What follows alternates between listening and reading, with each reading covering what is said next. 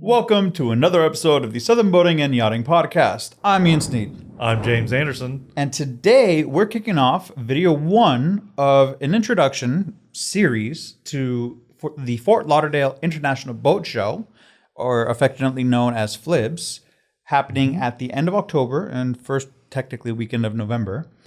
What we're going to do is we're going to give you a little bit of a roundup for different types of vessels that you can see while you're at FLIBS. We want this to be a resource for you if you're attending, and if you're not attending but you're interested in what's debuting there, this is also a resource for you. With that said, remember to subscribe to the channel, hit the like button and the notification bell icon so that when these next two videos come out, you will be notified and you can follow along with the different types of vessels that we're going to be covering. Now, I would say that's a pretty solid introduction. Yeah, you did a great job there. I will add just this. This is just a small sampling of what you could be seeing at the Fort Lauderdale Boat Show, right? Oh, absolutely. There is, it almost becomes impossible for us to talk about every single boat that's debuting at Fort Lauderdale. It is the largest in-water boat show in the world. Right. So to be able to cover everything would be a monumental task. Right, and because we work far in the future with Prent, a lot of these companies don't know up until the last minute whether a boat's going to make it or not, because it could be in the middle of production and they're kind of, they get their fingers crossed sometimes hoping that it makes it, right? Right. They bought the space for it, but they don't know just yet. Right. Or there's certain times where they're allowed to actually bring the vessels in. And if, say, there's a shipping issue and there's a delay, that's it. Like the boat won't be there. That's it. So that's why this resource is so important, because you'll know, okay, these are the vessels that are debuting. And if I don't get to see it at FLIBS, or I intend to see it at FLIBS, but it's not there, I know why. And I can see it, talking to the company. For me, as I drive to work right now, since it's like 40 to almost 50 miles to the office for me, I see some of these boats already. Like this morning, I saw a brand new boat coming down. I recognized the boat and the driver, and I had to make a phone call and say, hey, I saw your boat this morning. So let's get right into it. I'm going to start with the first one. This is a boat that I have been on during the summer when it first came out at a media event. We're going to talk about Pursuit and their new S388. And let me tell you something. I was impressed when I saw this boat. It is the new version of basically the 378. It's got triple 450 Yamahas on it. It's this go-anywhere boat built for thrilling offshore fishing and effortless luxury cruising. Something that we all enjoy, right? Some relaxation time. But it is full of storage. It has a lot of different features to it. It has a climate-controlled cabin. What I really liked about this boat when I was on it is the cabin has cabin windows in it to let in fresh light. But then they put hull side windows on the hull, so you can actually, those windows then peer out through the hull. It's not just you're looking at the gunnel of the boat. You actually get to see right straight out. So it was very innovative. I thought it was very smart. I can't wait to spend a full day with them on this boat and really dive into some details with our editor-in-chief. I get to cover one of my favorite brands. I love not just the brand, not just the vessel itself that I'm going to be talking about, but also the owner of the company, the team that works there, like everyone from top to bottom. It's a great company, and the vessels that they produce are impressive. Mystic Powerboats has a fully revamped 4200. As far as like some basic information, it's 42 feet, 11 foot length overall, 11 foot beam. What you're going to get in the revamped version is new styling, new materials, new patterns, and new layout options too. Now, that includes an integrated summer kitchen, but it also has a fully enclosed head now in the cabin. This vessel, I'm so excited to see it in person again, because especially with all the revamped features, I know that he takes his owner feedback and improves and just constantly optimizes. It's, again, from top to bottom, a great company. Nice. Now, the next one I'm going to go over is something that made its debut at Palm Beach, but it's going to finally make its debut at Fort Lauderdale. And that's something that we all waited for, and that is Scout's 670 LXS. And this boat is a wow factor, like straight wow factor. I mean, first off, it is one of the I believe it is actually the largest center console, but as well as Sportfish 2 that's powered by outboards. This boat has got so many different features. It can be almost anything you want, from sport fishing to luxury cruising to just everything. It is definitely something to make sure you at least walk by it, take a look at it, probably take some photos because it's that kind of wow factor. But if you haven't seen it before, make sure that you do stop by. But Scout's also bringing not just one, not two, but 3 new boats to FLIBS that are making their FLIBS debuts, right? So it's going to be the 670 LXS that we just talked about. And it's got that 670's got 5 600 horsepower Mercuries on it, right? That's serious power. Drink a lot of gas, go really fast. But also they're bringing a new 188 Sportfish and a new 288 LXF. So 3 models to stop by Scout. Check them out. You know, Scout makes a phenomenal boat. Very good on the quality. I really can't say any more except wow when you see the 670. It really is an impressive sight in person. Yeah. It's amazing to see. So for me next, I'm going to be covering Sparks Boat Works, specifically the Sparks 46, which is absolutely a fishing center console. Now, I don't know if we mentioned that at the beginning, like the category that we're talking about today are center consoles. Yeah. So anyway, this is it's debuting at FLIBS, 46 feet length overall, 13 feet, 3-inch beam. Now, you know it's going to get up to speed, up to 74 miles per hour, because it has quad 600 horsepower Mercury Verados. Like, that's a great amount of horsepower. So it's meant to get you out to where you want to go as fast as you want to go. On top of that, they have a spacious walk-in console with overnighting options. So a lot of people will take their fishing boats out for the day and come back home. With this one, you can go out somewhere extended for the weekend, right? Mm-hmm. And know that you can be comfortable because it has those overnighting options. Again, you know it's meant for fishing because it has dual 65-gallon live wells, has a raised helm with triple 17-inch MFDs. It is a high-performance and highly customizable vessel. And you know when it comes to fishing, Sparks Boat Works knows what they're doing.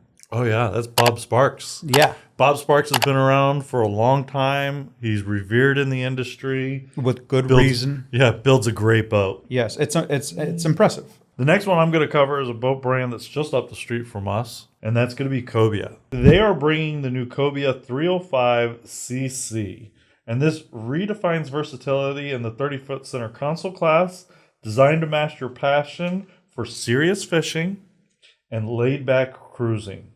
She is rated for up to 800 horsepower, right? So you can get some serious power if you want to on this boat. And has the largest, most functional deck layout in her class is what they're claiming. So space, right? We're all looking for more space on a boat, always. You know, but space and storage are keen, and if they've got it, we got to go see it. So, and if you're looking for more space on a 30-foot boat, make sure to check them out. Cobia builds amazing boats.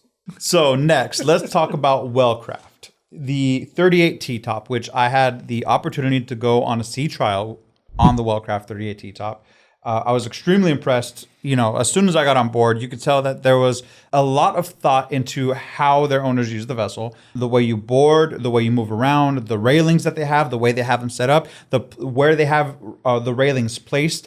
You can tell that they didn't just like design something and say, oh, this looks good. They went through and they tested it to make sure that it was actually going to benefit the owners. So with that, a few things that I want to tell you. It's debuting for its first time at FLIBS. We have a walkthrough video of it. So I'll try to put a card so that you can watch that walkthrough video if you're interested. This is definitely an offshore vessel. 38 feet, 4-inch length overall, 10 foot, 9-inch beam. It has a massive aft cockpit, which is what one of the things I loved about it was the table setup is very modular. So you can set it up to have like a little walkthrough and multiple tables where people can sit down and enjoy and you can entertain. Or you can make it a little more of a group setting and add another piece where there's essentially creates like a solid table, and it's a larger like sit down, like let's have a nice meal together kind of a situation. The way they have their grill set up, the way they have the fridges set up, is so that the people that are grilling, they don't have their back to everybody. They're actually part of the conversation. It's really, really thoughtful the way they went around designing everything in this aft cockpit as you move forward towards the helm. There's a drop-down swim terrace on the starboard side, also near the cockpit. where you can add a ladder, you can climb up, you can climb down. It gets people away from the engines, so you can feel comfortable and safe getting on and off of the vessel, off of the swim terrace. And it has over 1,000 horsepower with triple V10 350 Mercury engines. So this vessel is extremely maneuverable. They made sure to show us just how maneuverable it is. They showed us how well it picks up speed, how well it handles the different conditions. The vessel is impressive for me across the board. Nice. I really, really enjoyed my time on that vessel. I sat there and thought, how do I afford one of these? It's great. It's a great, great vessel. So the next one that I want to cover is something that I've been waiting for personally, right? It's a boat that I think is really, it's a center console, but it's also a sport cruiser, right? It can be both. It's based off of a center console, and that's going to be the new Valhalla V55 Sport Yacht. We're actually going to be showing off this boat in the magazine here in the next couple of months. But this thing is Valhalla's serious fishing platform made for luxury cruising, basically. It is impressive. You're looking at, it features a climate-controlled pilot house, so a completely enclosed pilot house option. Customizable cockpit, multiple staterooms, has tons of advanced tech, like the Garmin MFDs, zip wake trim tabs, which will help it keep it nice and stable, give you a nice clean ride, multiple staterooms. This is going to be a true blue water cruiser. You're looking at other features: sunroof, summer kitchen, sure shade, balconies, spacious bow lounging, and then talk about power. So this has quad 600 Mercury V12s and offers 60 mile an hour plus performance. This is a boat that's designed to be offshore, but also very luxurious. And that's what we expect from Viking and Valhalla when they build a boat. I'll let you round it out with the last one. Absolutely. And the last one that I get to cover today is the Solace 35CS. Now, if you have been boating for a while, Solace is a very tried and true. It's tested, and it's a reliable vessel. What I love about this, the 35CS is bridging their lineup between the 32CS and the 37CS. Now, some specs on this: it's 35 feet 4-inch length overall. It has a 10-foot 1-inch beam, and it has this dual-step performance hull that, when combined with the triple 400 Mercury engines, you get advanced fuel efficiency.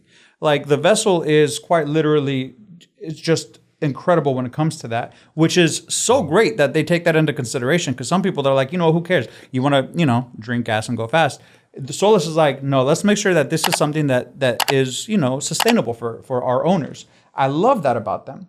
Another thing is there's more space in the cabin and the cockpit, so you get maximum fishing and cruising space. A lot of times, some people they'll give a little more in one area and take away from another. But Solace has decided to find a way to expand all of it, which I think is fantastic. You look at the layout, it's meant for fishing. But at the same time, if you're a family man, you want to take the family out, it's meant for cruising. It's meant for, days at the sandbar or day boating with the family, whatever you want to use it for. It's extremely versatile. But again, if you're a fisherman, it has 40 and 44 gallon live well capacities. So you know that you have everything you need to go out and have a day with the boys out fishing. Like, it's nice. It's a great vessel. I really, really enjoyed going through the specs. Yeah, they always come up with some neat engineering tricks, and that's what they're known for. Yeah. It's really an engineer's kind of boat. Oh, yeah. So they build amazing stuff, that's for sure. Always enjoyed them. So that's it for us this week. So catch us next week with a couple more boats that we can preview for FLIBS to help you out. So until next time, I'm James Anderson. I'm Ian Sneed. We'll see you next week.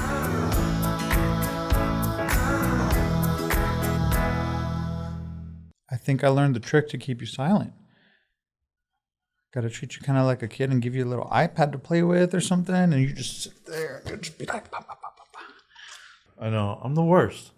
I'm the worst with the phone. It's I live and die by this thing. It's horrible. Dual step performance hull that when what was I going to say? That when I just literally, like, the words just disappeared. No, I got it.